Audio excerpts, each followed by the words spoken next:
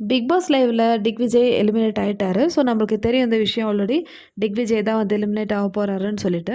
So இதுக்கு என்ன reason இருக்குன்னு சொல்லிட்டு நீங்க சொல்லுங்க. திக்விஜய் போனதுக்கு அப்புறமேட்டு கரண் கேங் வந்து எக்ஸப்ட் ஸ்ருதிகா எல்லாருமே வந்து ரொம்ப சோகமா வந்து உட்காந்து பேசிட்டு இருக்காங்க.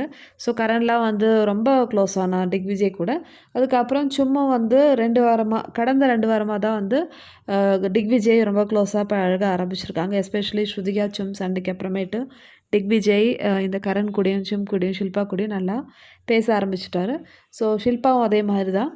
அடுத்தது சாஹத். சாஹத் வந்து கொஞ்சம் க்ளோஸா இருந்தாங்க திக்விஜய் கூட. கடந்த ஒரு வாரமா. ஆனா, இப்போ திடீர்னு வந்து இந்த மாரி ஒரு எவிக்ஷன் நடந்திருக்கு.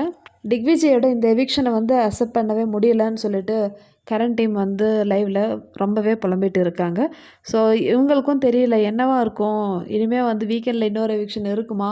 இல்லையான்னு சொல்லிட்டு எல்லாரும் வந்து மண்டைய குழப்பிட்டு இருக்காங்க மக்களே. திக்விஜய் எவிக்ட் ஆனதுல உங்களுடைய கமெண்ட்ஸ் என்னன்னு சொல்லிட்டு சொல்லுங்க.